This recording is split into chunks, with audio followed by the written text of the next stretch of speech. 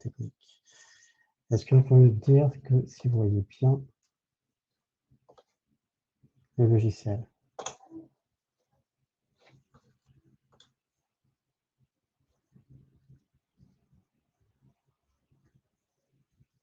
Ok, super. Le son. Alors, je vais essayer de parler plus fort. Redites-moi hein, si vous ne m'entendez pas bien. Et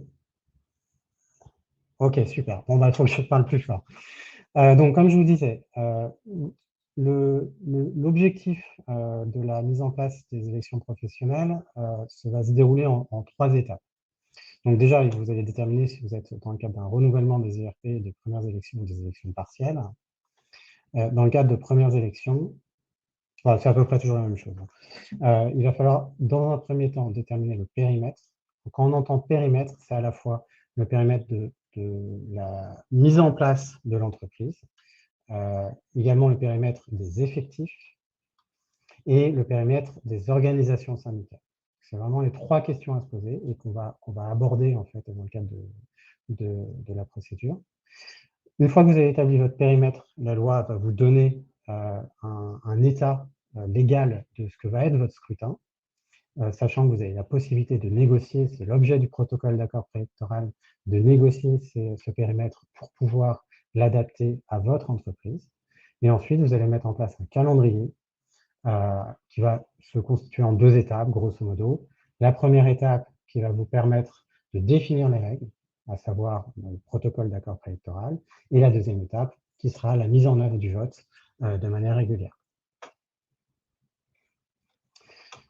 On part sur le périmètre. Alors, n'hésitez pas à prendre vos questions. Je vous propose, à la fin de chacune de ces étapes, de prendre vos questions directement et d'y répondre, plutôt qu'attendre la fin, sachant que ce sera plus coordonné. La première chose à se poser, c'est le déclenchement des élections. Donc, normalement, c'est l'employeur qui doit prendre l'initiative des élections, mais ça peut être, s'il ne le fait pas, ça peut être un salarié ou un syndicat qui le demande. Le seul impact de cette initiative va être la contrainte de temps. À partir du moment où un salarié ou un syndicat l'a demandé, il faut que les élections soient organisées dans les 6 mois. Évidemment, si les élections doivent être tenues. Un point important, alors moins dans les petites structures, mais quand même, il faut déterminer la règle qui va s'appliquer à vos élections. En général, c'est la loi. Il se peut que vous ayez des dispositions conventionnelles ou un accord d'entreprise ou un accord de groupe qui viennent modifier ces règles-là. Le plus classique, ça va être sur les établissements ou les effectifs, ou éventuellement si vous avez un accord d'une unité économique et sociale. Donc, en général, on le sait, mais faites attention quand même, certaines dispositions conventionnelles prévoient des éléments particuliers, je pense surtout à la métallurgie, qui prévoit une répartition des électeurs en fonction des postes.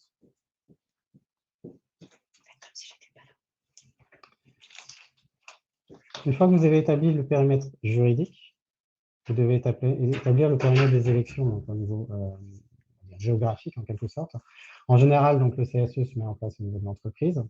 Si vous avez plusieurs entités qui en fait, font partie d'une même unité économique et sociale, vous pouvez les regrouper, sachant que l'UE se met en place uniquement de 2 manières, soit par accord d'entreprise, soit par décision judiciaire. Alors, décision judiciaire, il ne faut pas avoir peur du terme, hein. C'est par voie de requête, c'est une procédure relativement simple. Vous déposez une requête auprès alors c'est le président du tribunal judiciaire.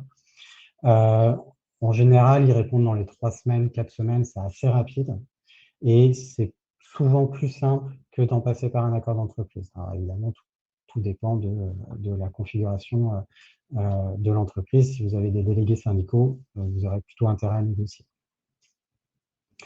Vous pouvez également avoir des établissements distincts. Dans ces cas-là, ça se met en place par accord. Donc, accord d'entreprise, vous ne faites pas ça dans le protocole. J'introduis un point essentiel qui est souvent une confusion. Le protocole et l'accord n'ont pas la même nature. Enfin, le protocole n'a pas la valeur d'un accord d'entreprise.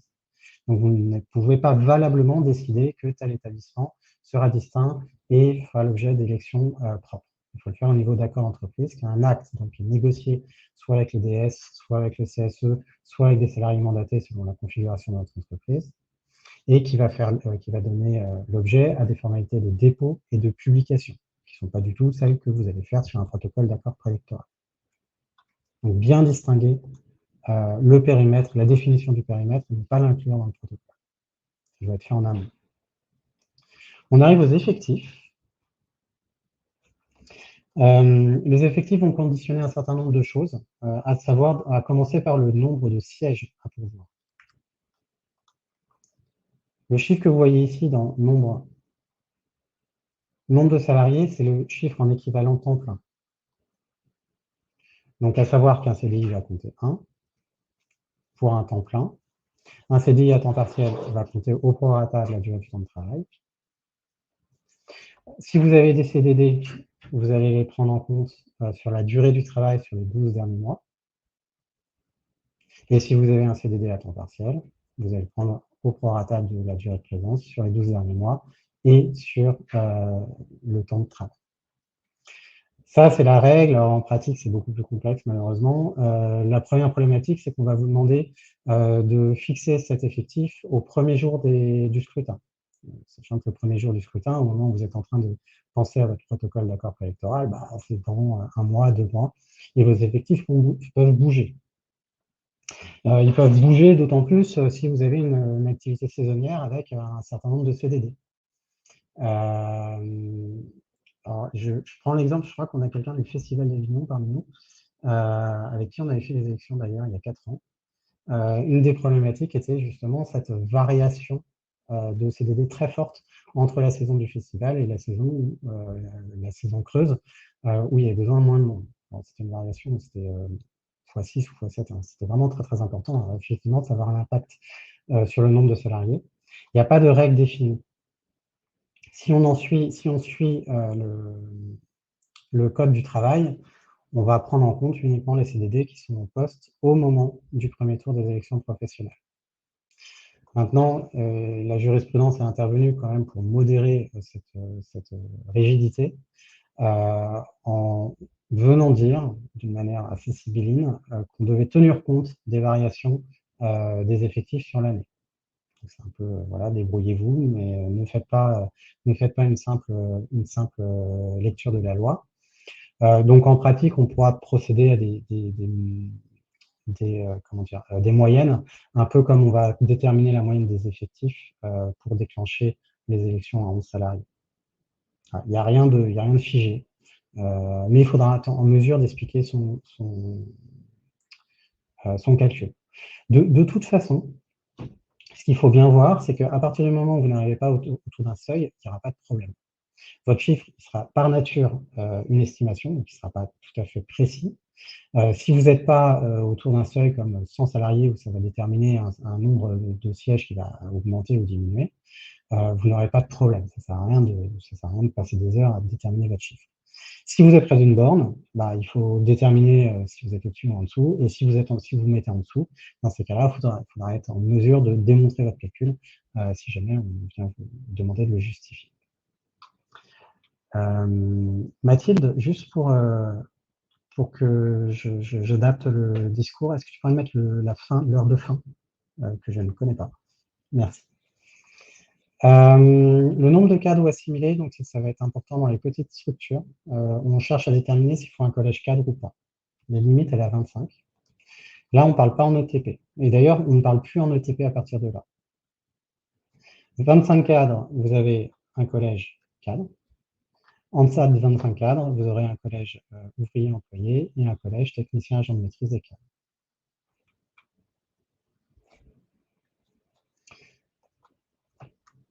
La répartition des collèges, donc quand vous cherchez à déterminer le nombre de salariés par collège, en fait, on parle de nombre d'électeurs. Donc c'est pareil, au moment de la définition du protocole d'accord électoral, ça reste des estimations et très difficile d'évaluer précisément le nombre d'électeurs qu'on va effectivement trouver par collège. Encore une fois, là, c'est peu d'impact. Enfin, l'impact va être sur la répartition des sièges dans les collèges. C'est une règle d'usage de toute façon qu'on prendra par la suite. Donc, s'il y a des erreurs, des approximations qui ne sont pas tout à fait justes, c'est pas très grave. Donc, juste pour l'exemple, je vais mettre 25 25, enfin 50 et 25.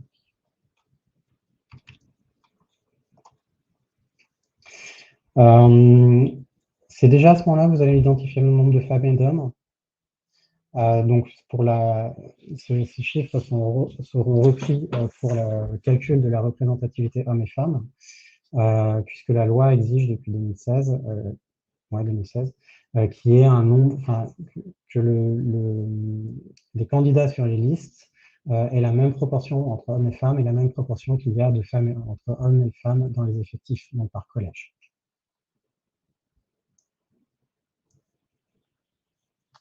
Je vais peut-être, ouais, si vous avez des questions, les prendre déjà à ce stade-là, parce que j'imagine qu'il va y avoir des questions sur les effectifs.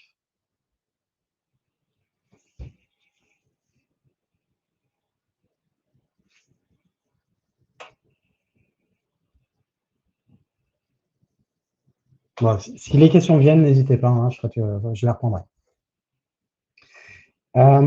Périmètre syndical maintenant. Alors, donc ça va concerner les organisations, enfin toutes les sociétés, hein, que vous ayez des syndicats ou non au sein de la société. La loi impose qu'on invite donc aux négociations du protocole d'accord préctoral tous les syndicats représentatifs dans l'entreprise et au niveau national. Il faut impérativement écrire aux organisations nationales interprofessionnelles par écrit. Donc, courrier recommandé, hein, là-dessus, il ne faut pas chercher. Les 5 organisations syndicales représentatives au niveau national interprofessionnel, j'insiste sur interprofessionnel, par exemple, vous n'avez pas l'UNSA. Donc, ça va nous concerner uniquement la CFDT, la CGT, la CGTFO, la CFE-CGC et la CFTC.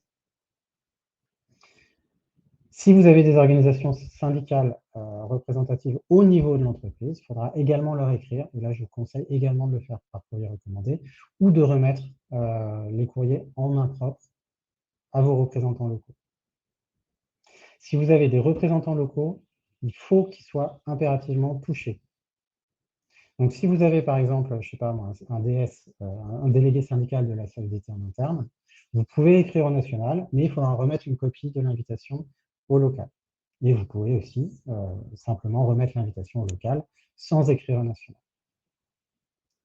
Un point important, alors qu'on a un DS, on sait très bien qu'il faut l'écrire, ça c'est pas un problème, c'est moins le cas en cas de présence de section syndicale. Il y a pas mal de contentieux sur cette question-là. Il faut savoir que si vous n'invitez pas une représentation locale aux négociations, le protocole est nul, donc vos élections sont nulles. Donc il faut vérifier qu'au sein de l'entreprise, vous n'ayez pas de section syndicale, ce qui peut être problématique parce qu'ils n'ont pas l'obligation de vous informer, qu'il n'y ait pas de représentant de section syndicale, là, normalement vous le savez, et évidemment qu'il n'y ait pas de délégué syndical. Si vous n'avez personne à ce niveau-là, vous pouvez écrire au national, aux adresses d'ailleurs qui sont indiquées ici. C'est les adresses qui sont communiquées par le ministère du Travail sur son site. Donc, ils ont été vérifiés, il n'y a aucun problème.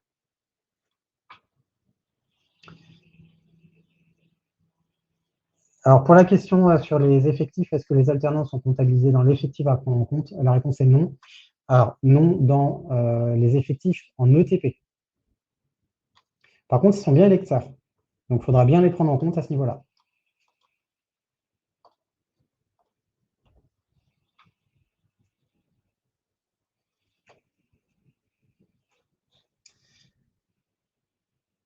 Le vote électronique. Alors, si vous voulez recourir au vote électronique, la loi impose que la possibilité de ce recours soit prévue par accord d'entreprise ou, à défaut d'accord d'entreprise, par décision unilatérale. En pratique, je vous donne le résultat direct sans passer par les circonvolutions de la jurisprudence. Si vous avez des délégués syndicaux, il faut s'adresser à eux obligatoirement. En cas de désaccord, vous pouvez passer par une décision unilatérale. Dans tous les autres cas, donc pas de DS, vous pouvez directement passer par une décision unilatérale. Donc, si vous avez un CSE, par exemple, vous n'avez pas besoin de lancer une négociation pour aboutir sur un désaccord, pour passer à la décision unilatérale. Vous pouvez le faire directement. Un point important en pratique, donc dans les entreprises munies d'une représentation syndicale, souvent ils ont un peu tendance à tout faire en même temps et on a eu des cas où l'employeur souhaitait signer l'accord d'entreprise le matin et signer le protocole d'accord préélectoral l'après-midi. C'est pratique, tout le monde est là. On a bien compris que ce n'était pas la même nature, accord d'entreprise et protocole d'accord préélectoral, mais comme de toute façon c'est les mêmes personnes, c'était plus simple. Si vous faites ça, votre élection est entachée de nullité. Ça ne veut pas dire qu'il y a une contestation et que ça va aboutir à une nullité, mais en cas de contentieux, vos élections sont nulles. Pourquoi? La loi donc impose, pour recourir au vote électronique au moment du protocole d'accord préélectoral, que vous ayez cet accord d'entreprise ou cette décision unilatérale. Et si vous faites l'accord d'entreprise le matin, il ne sera pas en vigueur au moment de la prise en compte de la décision unilatérale. Je rappelle que les accords d'entreprise doivent être déposés sur le site de Téléaccord et que l'entrée en vigueur se fait le lendemain du dépôt. Donc, il faut au moins prendre une journée d'avance. Alors, j'ai des questions. Je ne suis pas sûr d'avoir compris pour l'effectif. Pour l'équilibre homme-femme, il faut la parité dans les personnes qui votent. Non, pas du tout. Non, les personnes qui votent, c'est vos salariés, il n'y a pas à déterminer. Je vais vous prendre un exemple. Disons qu'ici, donc dans ma répartition, j'ai 25, 50, 25. Donc, je vais arriver à l'onglet suivant, modalité de scrutin. Ça veut dire que j'ai, dans ma configuration, 6 titulaires, 6 suppléants.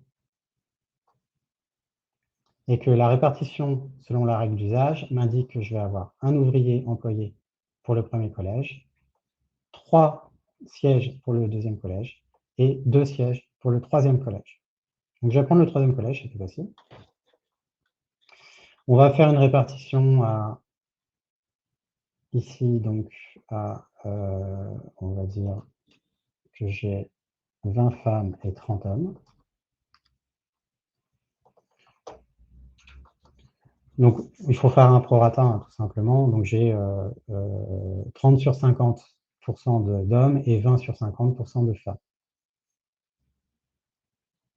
Ce chiffre-là, vous allez le multiplier par le nombre de sièges à pourvoir dans le collège, donc 3. Alors là, je vous donne le résultat, hein, je n'ai pas pris calculatrice sous la main, mais vous allez avoir 2 sièges qui vont devoir être attribués aux hommes et un siège qui va devoir attribué aux femmes.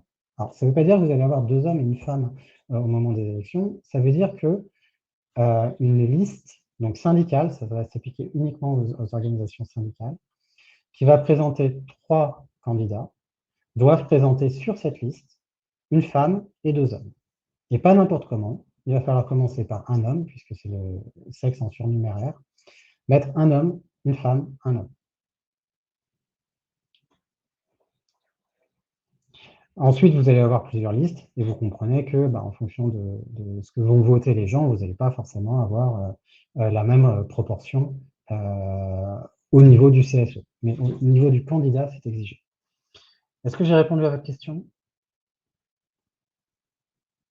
Alors, en attendant, la DE pour les élections électroniques doit être mise sur Téléaccord. La réponse est non, ce n'est pas un accord d'entreprise. Il doit juste faire l'objet des formalités de publication habituelles, donc affichage ou communication à vos salariés par intranet, ou ce que vous faites d'habitude.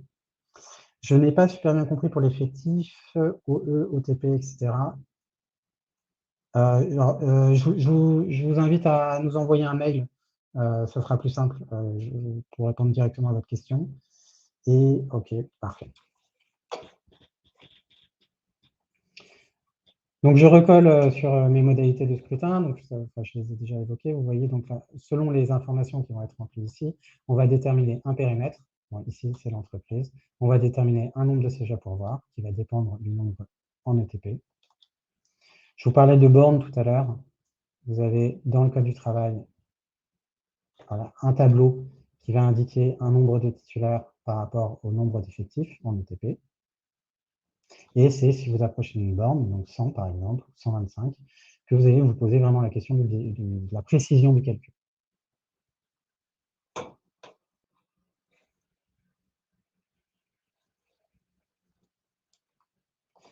Vous allez avoir donc les collèges. Un collège est constitué à partir du moment où vous avez 2 électeurs. Donc si vous avez une personne, un seul ouvrier par exemple, vous pouvez le rattacher au collège des techniciens et agents de maîtrise. À partir du moment où vous avez 2 employés, ou 2 ouvriers, il faudra faire un collège pour eux. La répartition, donc c'est une règle que vous trouvez ici. Donc, je ne vais pas la détailler, mais voilà, sachez que on va simplement répartir les sièges de manière proportionnelle, avec une règle, c'est d'attribuer au moins un siège par collège, et on va prendre le reste, donc du calcul de proportionnalité, et attribuer les sièges restants. C'est une règle d'usage, vous pouvez la modifier dans le protocole ou dans la décision unilatérale. Dans le cadre du protocole, vous pouvez faire un certain nombre de choses. Vous pouvez donc, alors, pas modifier le périmètre de l'élection. Ici, on l'a mis justement pour rappeler que ce n'était pas possible. Il faut le faire en amont dans le cadre d'un protocole d'accord préélectoral.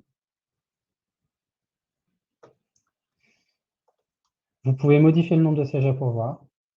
Alors, contrairement à une idée reçue, vous pouvez le faire à la hausse comme à la baisse. Ce n'est pas du tout au détriment des salariés. L'idée, c'est de concentrer les heures de délégation sur les personnes qui vont être élues. Je reprends mon exemple, j'ai 6 titulaires, 6 suppléants, je sais pertinemment que je n'aurai jamais 6 candidats. On peut prévoir de diminuer le nombre, tout en maintenant le nombre d'heures de délégation. Pour faire ça, il faut la majorité des membres des syndicats participant aux négociations. Vous pouvez modifier le nombre ou la composition des collèges. Alors, la répartition de la loi, en effet, ne va pas forcément être très compatible ou très adéquate par rapport à vos effectifs.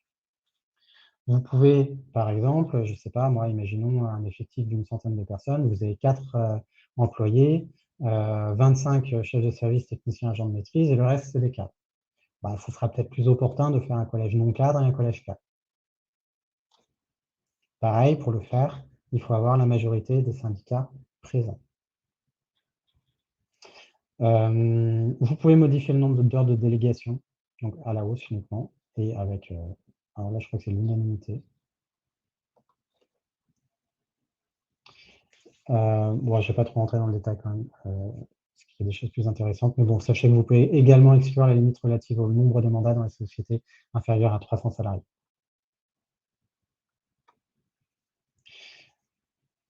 Toujours dans la définition des modalités de scrutin, il va falloir vous poser la question des modalités de vote. Vous pouvez faire du vote électronique, du vote papier, du vote par correspondance. Donc en général, le vote électronique n'est pas fait en même temps qu'un vote papier et par correspondance. Ça enlève un peu l'intérêt, pas tout à fait, mais quand même. Mais sachez que ça peut être cumulé. Alors, j'ai pas mal de questions. On me dit d'aller voir les questions.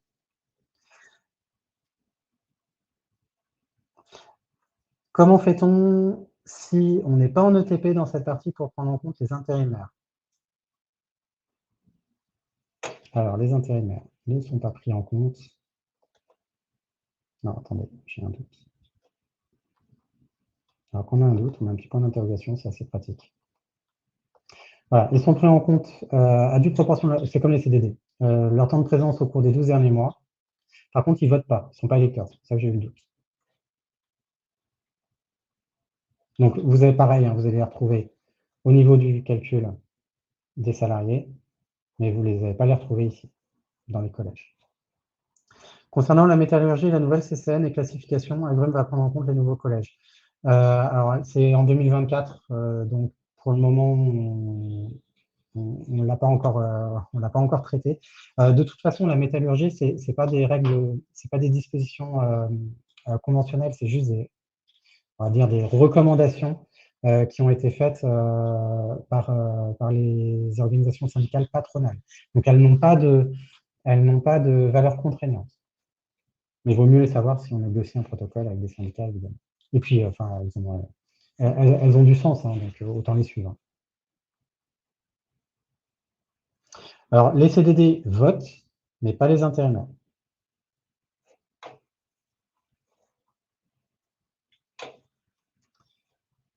Hop, je reviens.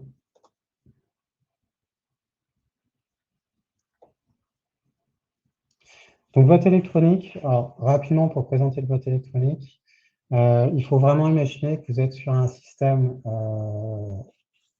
numérique qui va reproduire exactement la réalité d'un vote papier. Donc, vous aurez bien une urne, vous aurez une liste électorale, vous aurez une liste d'émargement, vous allez avoir des membres du bureau. Très concrètement, comment ça se passe? On réunit les membres du bureau en visioconférence. On présente le système de vote qui a été, enfin la plateforme de vote qui a été préparée. On vérifie tout. On duplique un des votes, on le fait tourner en conditions réelles, ce qui va nous donner l'occasion de former les membres du bureau, puisqu'ils ont un rôle pendant le temps du vote de vérification, enfin c'est surtout un rôle de contrôle. Et on va sceller les urnes, donc c'est les membres du bureau qui le font en rentrant un mot de passe. Chaque mot de passe, enfin, la conjugaison des mots de passe va constituer une clé de scellement, exactement comme vous l'avez sur un vote papier. Un vote papier, vous avez une clé qui va sceller l'urne et qui va empêcher son ouverture avant le déscellement. On monte les urnes, donc numériques, pour bien montrer qu'il n'y a pas de bulletin avant le démarrage du vote.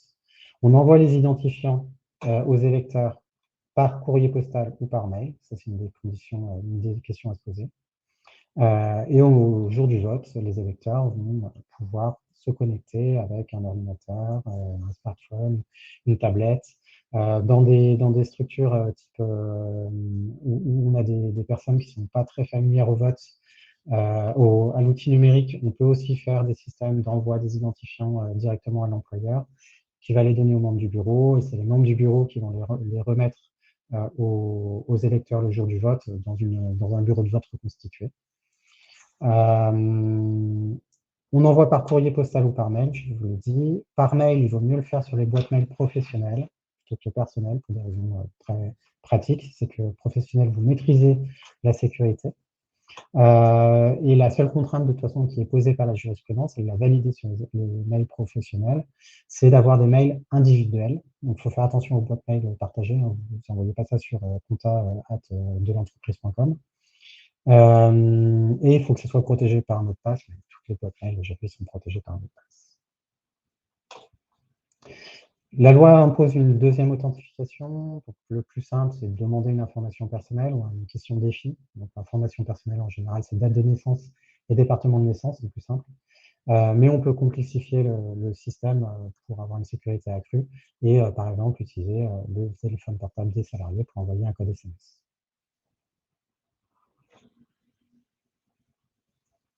Il faudra également en amont former le bureau. Le bureau est constitué par défaut d'un président qui est l'électeur le plus âgé qui va accepter ses fonctions, et de 2 membres assesseurs, en général le plus jeune électeur et le second électeur le plus âgé qui vont accepter ces fonctions. Donc il n'y a pas d'obligation pour les personnes. Si vous partez sur cette règle-là, vous allez proposer au plus âgé, il peut refuser. Dans ces cas-là, vous allez chercher le suivant sur la liste. Il n'y a que 2 règles absolues à respecter, sous peine de nullité. Il faut bien que les membres du bureau soient électeurs. Et il ne faut pas que le président soit également candidat. Pour le reste, vous pouvez faire comme vous voulez, vous pouvez modifier la règle, mais avec la majorité des syndicats. Donc, normalement, vous ne pouvez pas modifier dans le cadre d'une l'édiction des règles par disposition unilatérale. Est-ce qu'il y a des questions à ce niveau-là?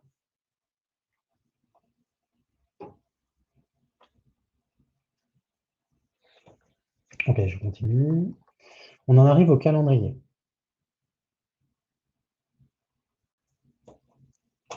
Alors, grossièrement, je vous l'ai dit, il y a 2 parties de ce calendrier. Il y a la partie je vais préparer mes règles de vote, les faire valider. Et la deuxième partie, je vais mettre en œuvre mon vote. Sur la première partie, il faut démarrer par une étape qui est ultra simple, qui est informer les salariés sur l'organisation des élections. C'est uniquement pour prendre date. C'est une information qui est très basique. Vous allez simplement indiquer que vous lancez vos élections. Vous allez donner la date envisagée pour le premier tour, donc pourra être modifiée dans le cadre du protocole préélectoral, et vous informer que vous invitez les organisations syndicales pour venir négocier le protocole d'accord préélectoral. Deuxième étape, qu'on vous conseille de faire en même temps, il n'y a pas lieu de faire différemment. Vous allez inviter les organisations syndicales. Alors, je l'ai évoqué rapidement tout à l'heure. Donc, à retenir, vous invitez systématiquement les 5 centrales interprofessionnelles représentatives au niveau national. Donc, CGT, CFDT, CGTFO, etc. Vous les invitez par courrier, recommandé, et vous remettez une copie du courrier si vous avez des représentations locales, DS, RSS, section syndicale.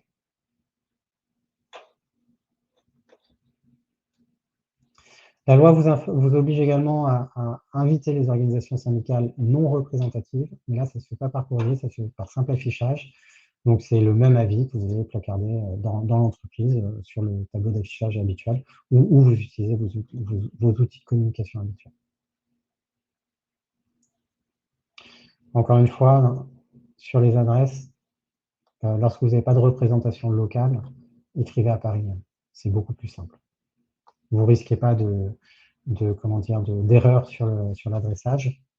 Et la jurisprudence considère que c'est aux entités nationales de répercuter l'information au niveau local si elles le souhaitent.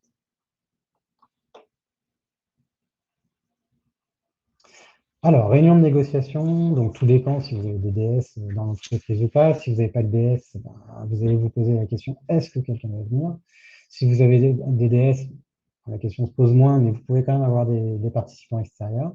Donc, ce qu'il faut bien comprendre, c'est que la réunion s'adresse aux syndicats et pas aux personnes, aux représentants syndicats dans votre entreprise. Alors, bien évidemment, le syndicat peut choisir d'envoyer son représentant local, enfin, dans l'entreprise, son DS ou son RSS. Et en général, c'est le cas.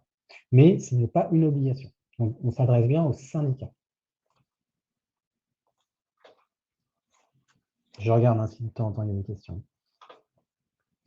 Les syndicats, donc, en général, ils vous préviennent, hein, quand vous êtes dans une entreprise sans représentation syndicale, en général, ils vous préviennent s'ils viennent. Plus votre entreprise est petite, moins vous allez les intéresser, donc moins il y a de chances qu'ils viennent. Après, on a des clients qui préfèrent maximiser les chances de non-venue en choisissant des heures ou des dates qui sont peu propices à un déplacement. Il n'y a pas d'obligation d'organiser la réunion en visioconférence. C'est vous qui déterminez la date et le lieu, donc vous n'avez aucune obligation de le faire en visioconférence. Vous avez beaucoup de syndicats qui vous le proposent ou qui vous le demandent. Vous pouvez refuser. Pour vous préparer à ces réunions, alors que vous ayez des gens qui annonçaient leur venue ou pas, dans les deux cas, vous devez vous préparer. Il faut être en mesure, il faut avoir le projet de protocole, hein, évidemment, c'est la première chose. Et ensuite, il faut être en mesure de démontrer tous les éléments, tous les calculs que vous avez opérés. Donc, il faut être en mesure de démontrer la véracité de la liste électorale. Donc, il suffit d'avoir la DADS, par exemple, ou le livre du personnel. Si vous recourez au vote électronique, il faut le cahier des charges du vote électronique. Donc, le cahier des charges, c'est un document qui va déterminer les conditions dans lesquelles le vote électronique doit se dérouler, et qui reprend en général la décision unilatérale ou l'accord d'entreprise qui prévoit le recours au vote électronique, qu'il faut également avoir. N'oubliez pas, s'il y a des syndicats qui se présentent, sauf votre DS, mais bien leur demander le mandat qui les autorise à négocier. C'est important. En cas de contentieux, il faudra démontrer que les personnes qui ont signé le protocole avaient le droit de le signer. Et y compris si c'est un RSS ou des membres de la section syndicale. La seule personne qui n'a pas l'obligation de démontrer son mandat, c'est le délégué syndical.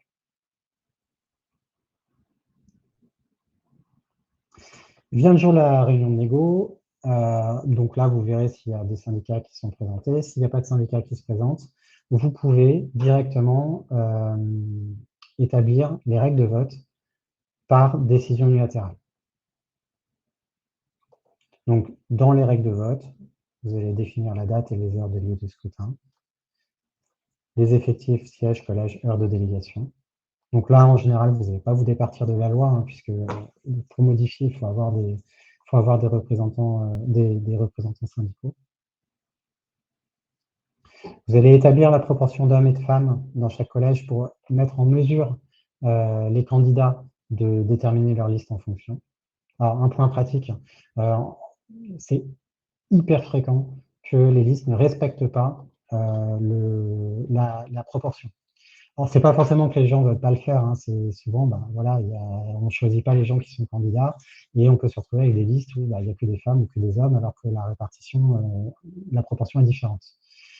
En tant qu'employeur, c'est pas à vous de vous faire juge de la validité de la candidature. Donc il faut l'accepter. Enfin, vous avez deux solutions en fait, hein. Soit vous la refusez, vous allez soit vous la contestez devant le tribunal judiciaire. J'ai jamais vu personne faire ça, hein. Soit vous l'acceptez et ça sera à la personne qui sera intéressée d'aller contester. Donc je ne vois qu'un candidat malheureux ou une liste concurrente. Pour vous, employeur, ça a quand même peu d'impact dans le sens où ça ne va pas annuler l'élection, ça va uniquement annuler l'élection de la personne qui est mal positionnée. Donc, autrement dit, ce n'est pas votre problème. Alors, ça peut le devenir si ça vous fait basculer sur les élections partielles. Vous allez déterminer les sièges. Donc, c'est la répartition, là, on a évoqué ça tout à l'heure. Le nombre d'heures de délégation, donc il y a un nombre d'heures légales, hein. Les règles pour être électeur et les règles pour être éligible. Vous allez reprendre la loi. Alors, je vais reprendre pour les électeurs. Il y a une petite modification récente. Avant, la Cour de cassation considérait que les représentants de l'employeur, enfin ceux qui représentent l'autorité, enfin qui sont munis de l'autorité de l'employeur, ne pouvaient pas voter. Depuis la loi de... j'ai oublié son nom. Bon, depuis novembre 2022, ces personnes-là peuvent voter. Elles ne sont pas pour autant éligibles. Donc le DRH, le chef d'entreprise, s'il a un contrat de travail, peuvent voter. Vous allez établir les listes électorales. Donc en général, vous le faites juste après le protocole d'accord préélectoral. Sachez que normalement, vous êtes... donc j'ai dit qu'il fallait les établir à partir des effectifs estimés au premier jour du scrutin. Vous êtes tenu de les mettre à jour jusqu'à 4 jours avant le scrutin. Elles ne sont, par contre, il ne faut pas les modifier entre le premier et le deuxième tour, sachant qu'en pratique, sur le vote électronique, on a tendance à supprimer les personnes qui sont parties entre les deux tours pour éviter qu'une personne extérieure à l'entreprise puisse voter.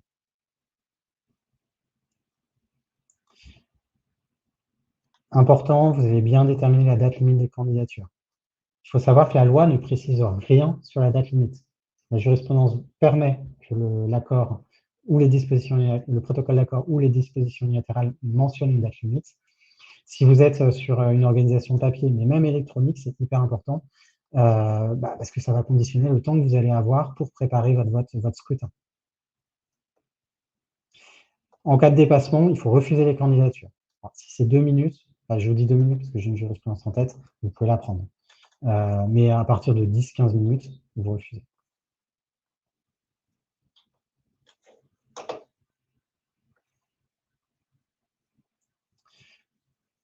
Ensuite, vous allez avoir un ensemble de dispositions, mais ça ne fait que rappeler la loi sur quand est-ce qu'on va établir comment établir les listes de candidatures, à qui on les remet.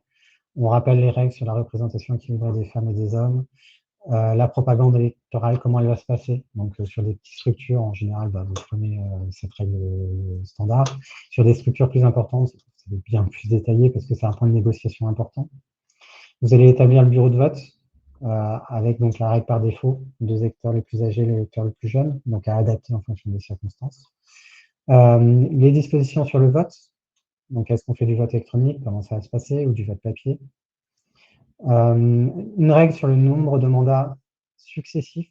Donc, je l'ai évoqué très rapidement. Ce qu'il faut savoir, c'est que le Code du travail prévoit une limitation du nombre de mandats à 3. Vous pouvez écarter cette règle dans les entreprises, je ne vais pas dire de bêtises, mais je crois que c'est moins de 300. La proclamation des résultats, donc on ne fait que rappeler les règles, mais je vais quand même un point important ici.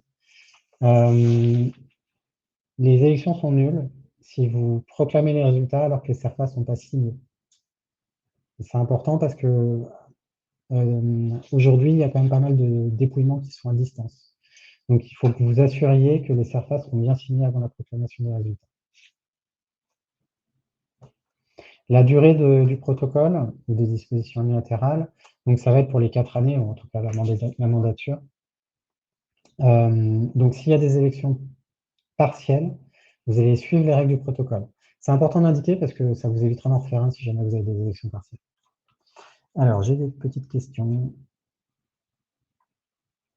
Y a-t-il un bureau de vote par collège? Alors ça, c'est la règle traditionnelle. Donc vote papier, vous avez 2 collèges, vous avez 2 bureaux. Et enfin, comme aux élections présidentielles, par exemple, on va répartir les électeurs en fonction des collèges et on va mettre 3 personnes en face pour qu'elles puissent gérer le flux et avoir les listes électorales qui soient adaptées au nombre de personnes, etc. Le protocole peut très bien changer ça. Et s'agissant du vote électronique, la Cour de cassation a estimé qu'on pouvait très bien avoir un bureau unique pour différents collèges. Et en pratique, ça va très bien. Donc à adapter selon les circonstances des négociations. En général, vote électronique, on a un seul bureau.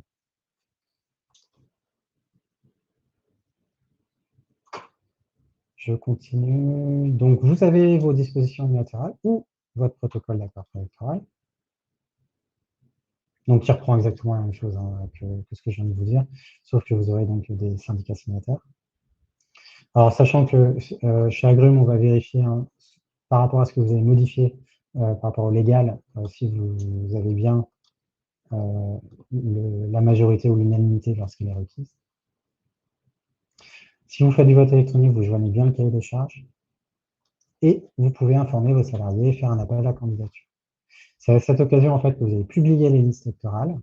Les personnes ont 4 jours pour contester si elles ne sont pas d'accord.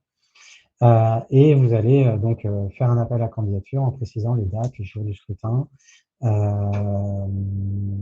allez indiquer les modalités, etc.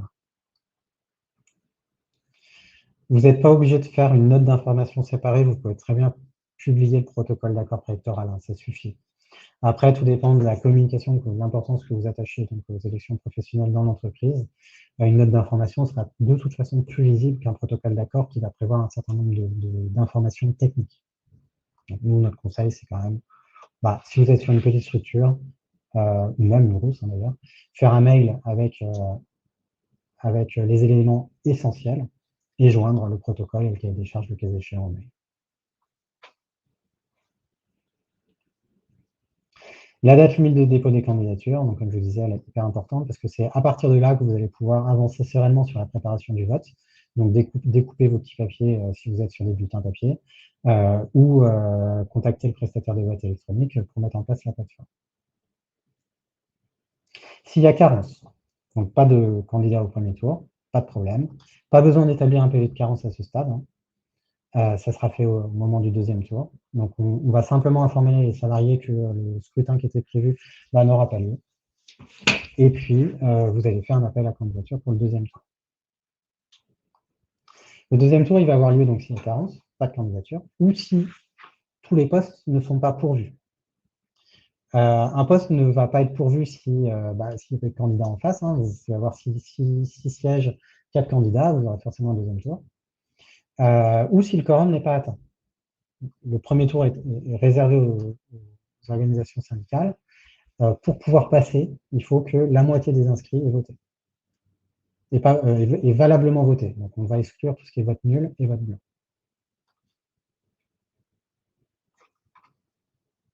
Alors, question... Ah non, pardon.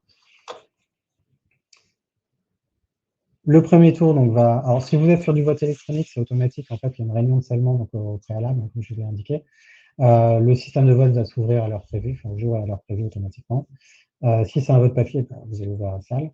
Donc, il faut bien prévoir un horaire d'ouverture et un horaire de fermeture, sachant que, alors, vote papier, c'est possible, mais très très compliqué, mais en vote électronique, c'est très simple de faire une élection sur plusieurs jours. Donc, on pourra très bien partir du 7 au 8, par exemple. Ça se fait beaucoup en pratique, surtout si vous avez des salariés qui ne travaillent pas forcément dans l'entreprise. Il y en a qui vont être en congé, il y en a qui vont être en temps partiel, donc qui ne vont pas travailler ce jour-là. Il y en a d'autres qui vont peut-être poser un RTT, il y en a qui circulent, il y en a qui travaillent de nuit. Enfin, il y a plein de raisons qui peuvent vous amener à faire sur 2 jours, de manière à permettre à tout le monde de pouvoir voter soit chez lui, soit au travail. Si vous êtes vous travaillez derrière un ordinateur, c'est quand même bien d'avoir la possibilité de voter au travail. À l'inverse, si vous êtes tout le temps sur la route ou vous travaillez sur un chantier, bah, il faut vous donner la possibilité de travailler, de voter en dehors de vos heures de travail.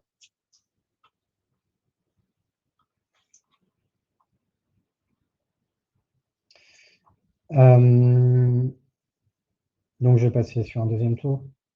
Le deuxième tour, donc il va être ouvert à tout le monde. Donc, vous allez reprendre la procédure, en fait. Vous allez faire un appel à candidature pour le deuxième tour.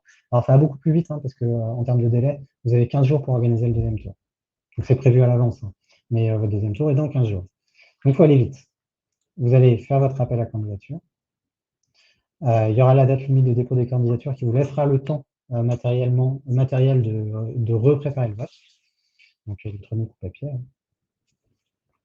Arrive la date limite de dépôt des candidatures, on prépare le deuxième tour et il va se tenir dans les conditions prévues. Donc pareil, hein, c'est exactement comme un premier tour. Sur 1 ou 2 jours, vous définissez les horaires. La seule différence entre le premier tour et le deuxième tour, c'est que les candidatures sont ouvertes à tout le monde. Il n'y a que les élections, les organisations syndicales qui sont tenues de présenter des listes et des listes qui sont conformes à la proportion d'hommes et de femmes.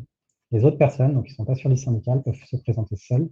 On va estimer qu'elles ont une liste en fait, toutes seules, ou sous forme de liste, et elles n'ont pas à respecter la proportion d'hommes et de femmes dans le collège. La deuxième différence, c'est qu'il n'y a pas de quorum. Donc, à partir d'une voix, la personne peut être élue. Une fois que vous avez terminé votre tour, vous allez proclamer et afficher les résultats. Donc, c'est important. Donc là, il y a une étape qui n'est pas mise, c'est signer les CERFA, comme je vous ai dit tout à l'heure. Signer, proclamer, afficher. Donc, afficher, aujourd'hui, hein, c'est communication par tout moyen. Vous allez informer le CTEP, il n'y a plus besoin d'informer l'inspecteur du travail. Donc, CTEP, c'est le centre de traitement des élections professionnelles. Vous avez 15 jours pour le faire.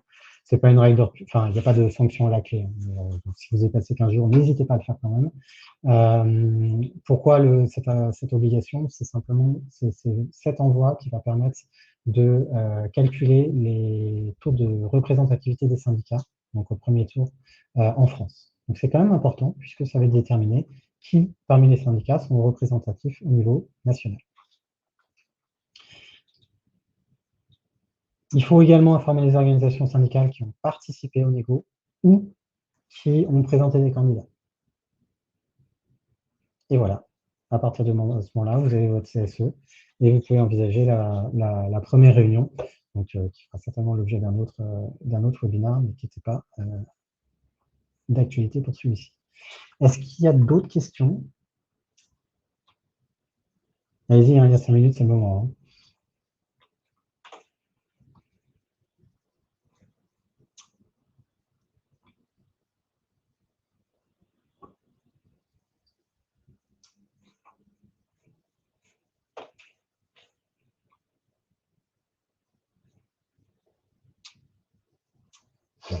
Bon, on me dit que tout était très clair a priori, c'est gentil.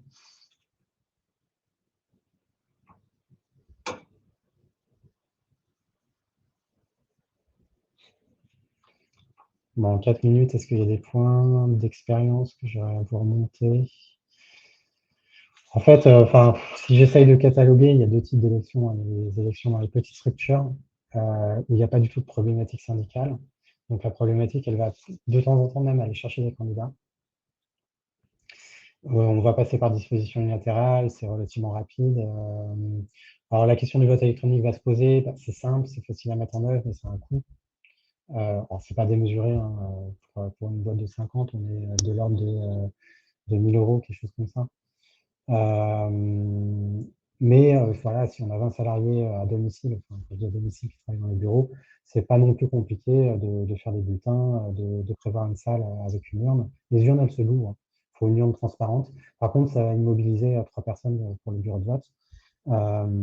Mais vous pouvez le faire sur quelques heures. Ça sert à rien d'avoir un bureau de vote toute la journée dans ces cas-là.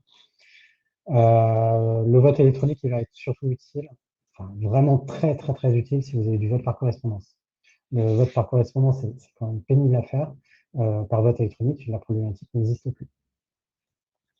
Sur les grosses entreprises, c'est complètement différent. Vous avez souvent des représentations syndicales, donc la partie négociation du protocole d'accord est cruciale, elle prend pas mal de temps, il va y avoir des modifications qui vont être apportées.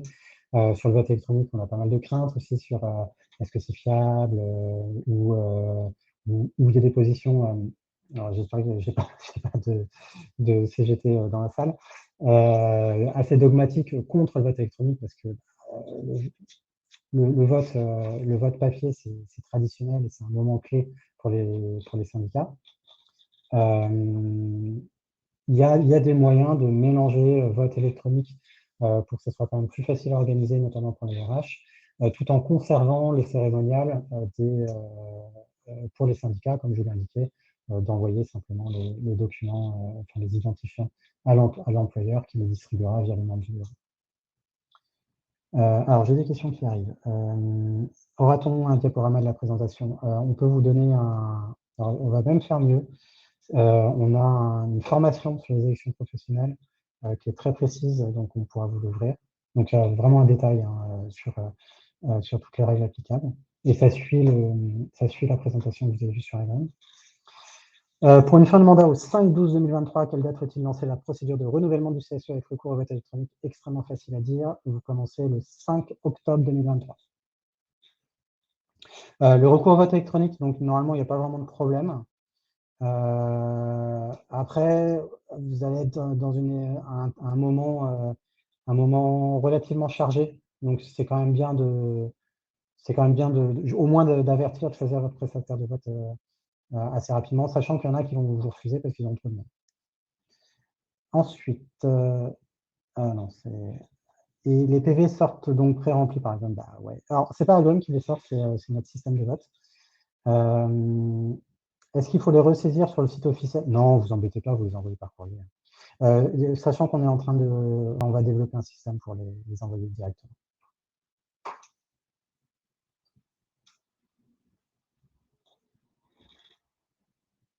Voilà, 12h30. Merci à tous d'être restés quasiment tous, malgré ce départ extrêmement chaotique. Sachant que ça ne s'est pas du tout passé comme on voulait, on avait prévu de faire un jeu de questions-réponses avec eux, qui s'est retrouvé à relayer vos questions. Donc encore désolé, de toute façon il y en aura d'autres sur la question puisque c'est vraiment un sujet d'actualité. Donc la prochaine sera bien mieux organisée que celle-là avec un système qui fonctionnera. Voilà, merci à tous et je vous souhaite un bon appétit.